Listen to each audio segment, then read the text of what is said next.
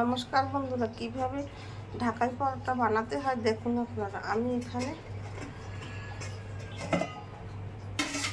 ময়দা ছেনে নিয়েছি আধা ঘন্টা ধরে। আপনারা ময়দাটা নিয়ে আমি এখানে 2 কাপ ময়দা নিয়েছি। তারপর ময়দার মধ্যে তেল, একটু লবণ আর 1 চামচ চিনি দিয়ে সেটাকে নর্মাল জল বা গরম জল দিয়ে, উষ্ণ গরম জল দিয়ে এটাকে ছেনে রেস্টে রেখে দিতে হবে আধা ঘন্টা। আমি এটাকে ছেনে রেস্টে আধা ঘন্টা রেখে দিয়েছি। আমার আধা ঘন্টা হয়ে গেছে।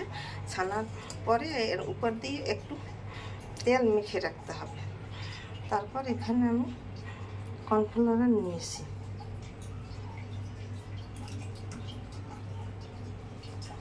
কর্নফ্লাওয়ারটাকে তেল দিয়ে মেখে নিতে হবে।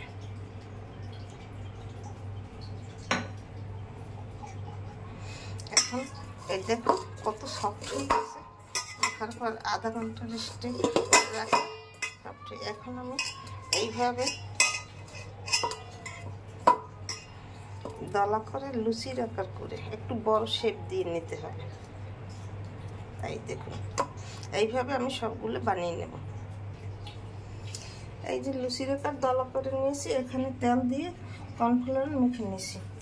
এখন এটাকে তেল দিয়ে বেলতে হবে। একটু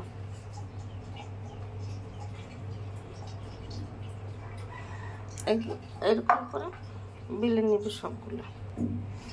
রুটিকে আকার বেলা হয়ে গেছে। এইখান দিয়ে একটা দাগ কেটে নিতে হবে।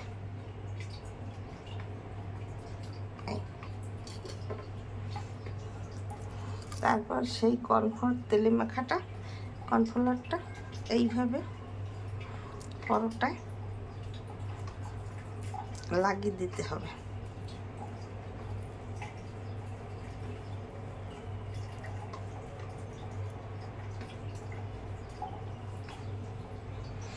দেওয়ার পর এইভাবে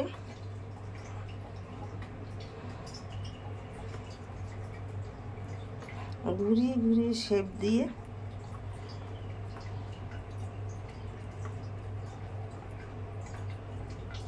নিতে হবে। তারপর এরকম করে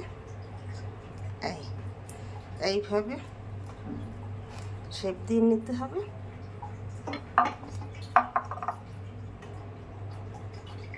তারপর সামান্য একটু তেল দিয়ে নেব। আমি এইভাবে সবগুলো শেপ দিয়ে নিয়ে নেব।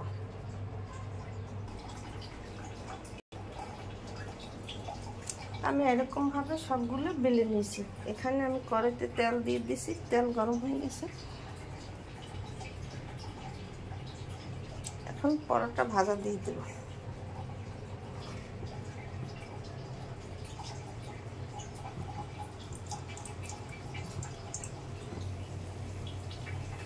এইভাবে আমি সবগুলো রুটি বেলে তেলে ভেজে নিয়েছি। দেখুন ঢাকাই পরোটা কি সুন্দর হয়েছে ভাজা। আমার অলরেডি অনেকগুলো ভাজা হয়ে গেছে। একটু কড়া করে ভাজতে হবে। কড়া না করে ভাজলে মুচমুচে হবে না।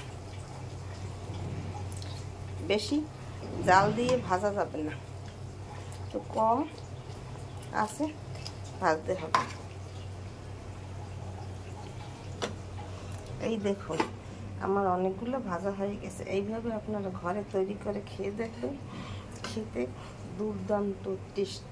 আলু দম আর ঢাকাই পরোটা খেতে খুব সুস্বাদু হবে। এইভাবে আপনারা তৈরি করে খেয়ে দেখবেন। খেতে অনেক সুস্বাদু।